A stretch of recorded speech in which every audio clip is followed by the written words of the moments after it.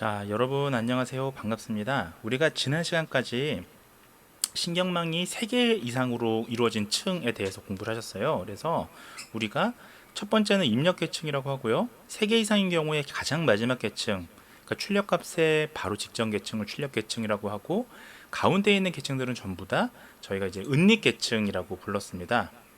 네, 기억나시죠?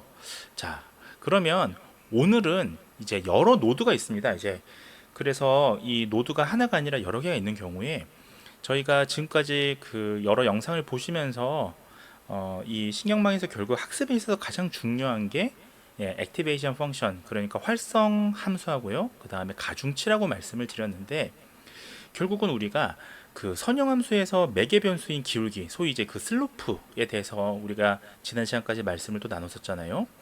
이 슬로프의 값을 조정하면서 결국 우리가 분류자를 조금씩 바꾸는 걸 뭐라고 그랬죠? 바로 업데이트라고 했습니다. 자, 그래서 이 모더레이터 업데이트 조금씩 바꿔서 한 번에 바꾸는 게 아니라 계속 이제 랜덤한 값을 조금씩 넣어서 오차를 최대한 축소해주는 그런 최적의 옵티멀한 모델을 선택하는 게 신경망의 알고리즘이라 말씀을 드렸잖아요. 자, 그때 우리가 오차라는 개념을 공부를 하셨습니다. 그래서 자, 오차라는 게 결국은 자, 뭐죠? 제가 한번 써보겠습니다. 오차라는 거는 자, 이거 잘 안 되네요. 여기 끝에 써지네요. 자, 오차라는 건 결국 뭐죠? 네, 예측값하고 실제값의 차이라고. 예측값에서 실제값, 사실은 뭐 앞뒤가 뭐가 나와도 상관없습니다만 결국 오차라는 건 예측값과 실제값의 차이가 되겠습니다. 이때 실제값은 우리가 true, 그러니까 실제 정답에 가까운 거죠. 근사치죠. 자, 그래서 결국은 우리가 이 오차에 기반을 두고 선형 분류자를 정교해 나갔던 겁니다. 즉, 요 오차를 가지고 더 정교화하는 거죠. 이게 바로 업데이트죠, 사실은. 자, 그래서 모델을 이제 자꾸 세부적으로 조정해 나가는 건데, 자, 이때는 우리가 앞서 예시를 들었던 거는 이게 좀 간단했어요. 왜냐하면 오차하고 기울기의 관계가 굉장히 간단했기 때문입니다. 단순하게 아주 심플한 리니어하는 관계였죠.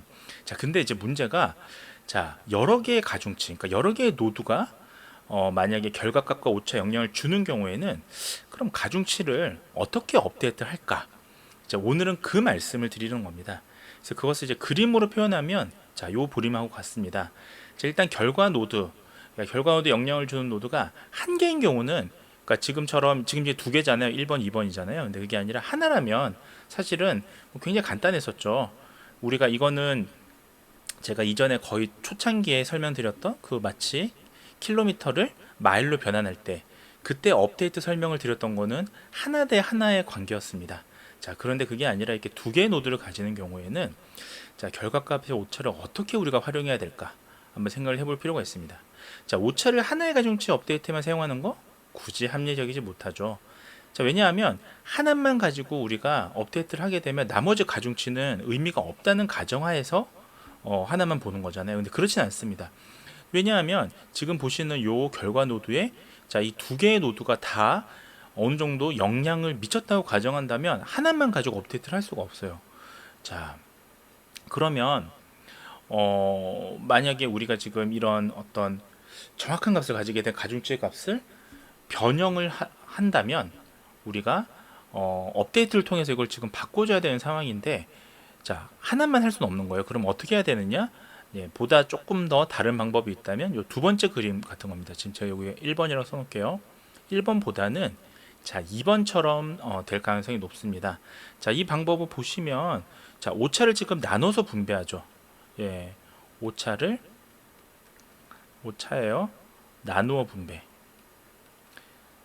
자, 나누어 분배한다라는 게 지금 보시면 자, 여기도 지금 오차를 주고 여기도 오차를 주고 있습니다.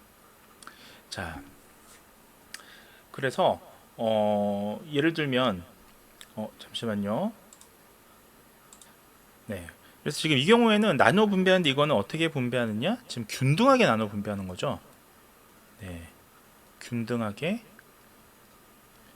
자, 지금 보시면 자, 업데이트란 게 결국은 얘도 값을 조정하면서 정확한 오차값을 줄이는 정확한 값을 찾으려고 할 거고, 이 노드에서도 이 웨이트 2.1 그러니까 2에서 1으로 가는 요것도 지금 업데이트를 조금씩 값을 바꿔서 이제 그 참값에 가까운 오차를 줄여주는 옵티멀한 값을 찾으려고 할 거예요. 자, 근데 그때 지금 요 업데이트를 하는 방법이 지금 균일하게 오차를 나눠서 여기도 2분의 1, 여기도 2분의 1 이렇게 보겠다라는 거거든요. 자, 이건 어떻습니까? 자, 근데 사실 이것도 완벽하진 않죠. 왜냐하면 보십시오. 만약에 지금 여기 들어가는 이 웨이트의 가중값이 만약에 1에서 1로 가는 W1 1.1 같은 경우에 웨이트가 1번 노드에서 1번 노드로 가는 요게 가중치가 3.0이고요. 만약에 자, 두 번째 노드에서 1으로 가는 그러니까 웨이트 2.1 그러니까 2에서 1로 가는 요 가중치가 1이라고 한다면 3배나 차이가 나잖아요. 그런데 업데이트 할 때 오차를 2분의 1씩 균등하게 보겠다? 이건 사실 이렇게 적합한 방법이라 보기는 어렵습니다. 그렇다면 또 한 가지 방법이 있겠죠. 바로 이게 세 번째 방법이 되겠는데요. 자, 바로 이 경우에는 자, 이것도 오차를 나눠서 분배하는 거죠, 결국은. 자, 오차를 나누어 분배하는데 자, 이때 균등하게 하는 게 아니라 어떻게 나눈다? 자, 더 큰 가중치를 가지면요. 가중치 노드에 더 큰 가중치를 가지는 그 노드에 오차도 더 많이 주는 거예요. 오차도 더 많이. 이렇게 한번 써보겠습니다. 자, 그러면 지금 보시면 자, 이 가중치가 보시면 1에서 1로 가는 이 가중치는 3이고 2에서 1로 가는 가중치가 1이면 오차도 역시 요거에 더 많이 주는 거죠. 결과값의 오차가. 왜냐하면 가중치가 더 많이 가니까 결과값의 오차 형성에도 더 큰 영향을 줄 거거든요. 그래서 이쪽에 가중치를 더 주겠다라는 게 되겠습니다. 자, 그래서 보시면 이 두 개의 노드가 결국은 한 노드에 서로 다른 지금 가중치를 이렇게 준 거거든요. 자, 그러다 보니까 가중치가 지금 3하고 1이니까 이걸 비례해서 준다면 자, 결국 4 이게 합치면 4가 되잖아요. 4분의 3은 여기로 주고 4분의 1은 이쪽으로 주겠다. 자, 이렇게 해서 업데이트를 하겠다라는 방법입니다. 자, 이 경우가 좀 합리적이다라고 볼 수가 있는 게 이 경우에는 노드가 많아지더라도 예를 들면 지금 두 개지만 만약에 노드가 3번 노드가 있고요. 또 4번 노드가 있고 이렇게 n개만큼 쭉 있을 때 마찬가지로 지금 이렇게 영향들을 줄 거란 말이에요. 이때 이 W3,1이나 W4,1도 결국은 이런 식으로 오차를 나눠서 분배한다면 어떻습니까? 동일하게 적용이 가능하죠. 자, 만약 그래서 100개 이상의 노드가 있다면 우리는 100개를 각각 가중치에 따라서 오차를 나눠서 즉 오차를 비례해서라는 말이 낫겠네요. 자, 요거는 한마디로 줄이면 요 말은 비례죠, 비례. 가중치에 비례해서 우리가 오차를 부여할 수가 있는 겁니다. 자, 결국은 이 가중치를 우리가 활용한다라는 거, 결국은 신호를 하나의 계층에서 다음 계층으로 전파할 때 요 가중치를 자, 어떤 이 하나의 계층에서 그 다음 계층으로 직전 계층으로 이렇게 줄 때 반대로도 이렇게 할 수 있거든요. 즉 우리가 역으로 전파하는데 가중치도 이용할 수 있습니다. 다시 말하면 이렇게도 줄 수 있지만 거슬러서 우리가 계산할 때도 요 가중치를 활용할 수가 있는 거죠. 자, 그래서 지금 우리가 이렇게 보는 거는 순방향이잖아요. 근데 그게 아니라 자, 이 레이어에서 이 이전 레이어를 가중치를 마찬가지로 이렇게 활용할 수 있겠죠. 이것을 우리가 역전파라고 합니다. 자, 이게 굉장히 지금 중요한 개념인데 제가 여기다 써보겠습니다. 자, 역전파. 역전파에 대한 건 여러분들이 아마 인터넷 찾아보시면 되게 많이 나올 텐데 저는 이제 가능한 한 여러분들한테 개념을 좀 쉽게 설명을 해드리려고 해요.